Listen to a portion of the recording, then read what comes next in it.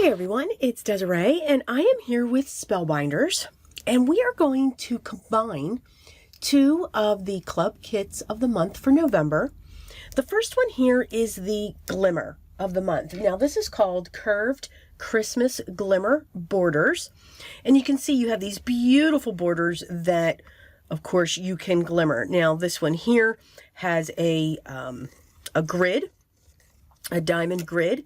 This here has beautiful holiday images such as holly leaves, poinsettias, berries, and so forth. This here is a beautiful lace type edging. And then you have your straight edge die cut. And then you have a die that will fit your lace border. Now these here they measure 6 inches long, so they are great for your smaller slimline and also your standard size card bases, along with the 5x7, but up and even a 6x6. All right, and then it comes with 2 sentiments: Merry Christmas and a gift for you. I'm also going to be creating, with the main part is going to be by the large die of the month for November, and this is called Christmas Foliage Strip and Borders. So we have all of these beautiful borders here. We have the same type of image that we have for our glimmer, but this is going to die cut this lace trim and then also give a dotted edge along the top. We have a swirl, so one part will cut your cardstock, so you'll have this beautiful wave, and then these 2 lines here are going to emboss. And I'll show you what these look like, especially this one and this one.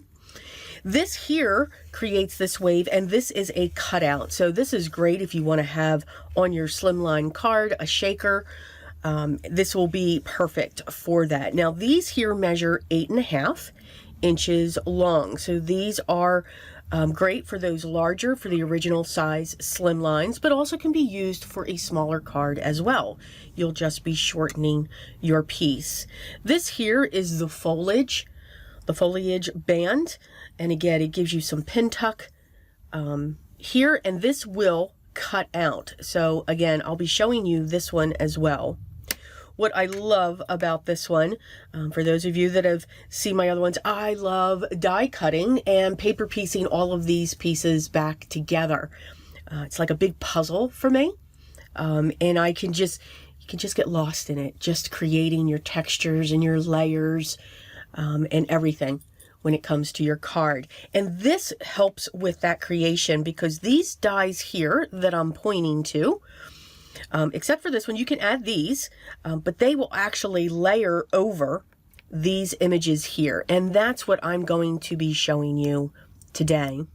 How am I going to merge these? I am going to use the Merry Christmas sentiment because it fits beautifully right in this curve right up here. So these are designed to go very well with each other. And that's something that I'm very much enjoying with the Spellbinder club kits now, because they are being designed to work together and to be combined and create, you know, our own little collaborations between our kits if we get multiple kits from Spellbinders. Let's get started and create our slimline. Okay, so I've got my Glimmer machine heating up in the corner there, and as I've taken care of my die cutting. So you can see you have this beautiful, I used a matte silver cardstock for the backing of this dark gray. Again, using different colors for the holidays. We don't have to stick with the traditional red, green, white, and gold. Don't get me wrong, they're beautiful, love them. But you can go into different color schemes. I pulled in this gray, I pulled in shades of brown. I've got the craft cardstock. Yes, the vintage photo is going to come in here right now. I'm going to be using black soot for the edge of this. So they're not traditional colors that when we see Christmas, it's immediately what we think of, unless it's a rustic Christmas. I think those colors sometimes do come in. I'm only going on the bottom of my panel when it comes to the vintage photo and the black soot. I want that darker because this is the area where that strip, that curvy strip with all of the florals, is going to sit. It will help for that. It'll actually help that to stand out with the colors. My foiling is done, and I did use the silver foil for that sentiment. And you can just see these two sets, the glimmer and the large die, they just work perfectly together. Now you're going to see a mistake, a boo-boo, that I made when it came to that silver panel. When it comes to mirror cardstock, I like to put double-sided tape to make sure that I get a quick grab. With liquid adhesive, it sometimes can take a little bit of while and it can shift and all that kinds of fun. So with a mirror cardstock, if you literally pull that double-sided tape back and it hasn't been a while against itself, like we would on our watercolor paper with our blue tape or any other tape you're using, you will not damage the paper. Totally forgot with that cutout, that beautiful geometric cutout along that edge, that I would see the double-sided tape. You know, sometimes when we craft, or at least for me, I'm not going to speak for everybody because I can only imagine the comments on that one. I'm just saying. At least for me, there's times where when I'm crafting and I just start moving when it comes to this card, I'm looking at the end result. The end card is in my head on what I want to do. I forget all the little tiny things in between. You know, make sure you do this before you do that. Make sure you don't put double-sided tape on this piece because it's going to come through, you know, that panel there. So it's just my mind sometimes. But again, we can learn from those mistakes. They're not errors to throw your card away. Okay, back to the card. I placed the wavy floral border up underneath because I propped that gray panel up with double-sided foam tape. So I've got this little tiny area that I can put up in, just up underneath that. With all the die cuts that come with it, they actually layer on top of this piece. So it'll actually help you create this border and add colors. Do you have to add all these colors? Absolutely not. You could just stick with the one color. I think that looks great, and just accent it with gems or Nouveau drops or anything that you would like. That would be fine. You know, again, no one says you have to do your card this way. These are just ideas, tips, and tricks. Whether you have or are about to get this set, or you have something in your stash that's similar. So I'm adding all of my die cut pieces. I do enjoy die cutting. I enjoy the way that die cutting, you can do the same thing with die cutting that you can with a stamp and ink. You can color it. You can use all of your color mediums to it. You can layer it. You don't have to mask because you're able to put things underneath it. My favorite thing that you can do, and it's like when you have stamp and ink, you're masking to create your collage, your scene. Here, we can just collage on top of each other. I do lend to the collaging, and I do lend to yes, I'm smiling as I say this, and that person will know why, a vintage feel to it. I don't get into, I love them. I think they're cute. And there are some things where, you know, the very cute images, for some reason, I do lean, especially for the holidays, for Halloween and Christmas, I go vintage. I am just Halloween needs to look eerie, and Christmas, to me, vintage is traditional. So again, that's just my opinion on that. You can see I'm continuing to layer all of my pieces. I've got the small flowers, and I used a silver center to help accent that border in the back of the gray. I'm using multiple layers for the poinsettias. You do not have to.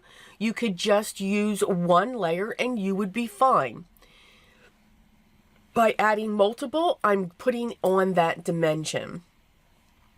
I'm just coming in with a little bit of repositional tape here so that this will stay closed because, yes, today the forecast is a blizzard. I love to splatter. I enjoy it. I love the effect that it gives. Mine is not a light splatter. I call mine the snow blizzard. I like a lot of it, and I enjoy that. You don't have to.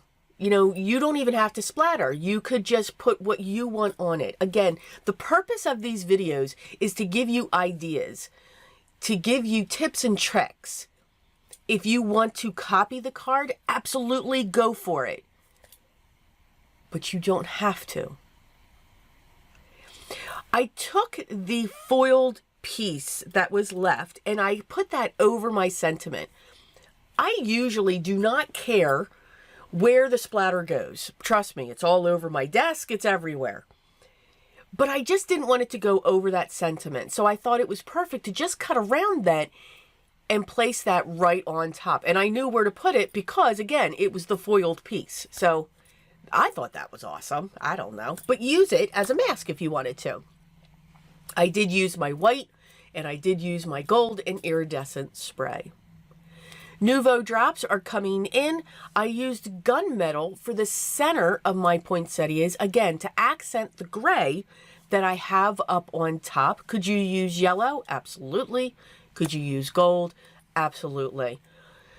I'm also using the glitter. I believe this is called snow. No, I forget what these are called. These are the ones that everybody has, the iridescent glitter. Now, what's great is when it goes onto the gray, it turns to a green iridescent. It's really cool. I'm now coming in with a rose gold Nouveau drop, the satin one. And again, just to add a little bit, it's a beigey color, so it's going to pull out that brown that's sitting underneath all of those layers that we have, and also that brown strip that I have going around that. So you can see how I tie all of the colors together.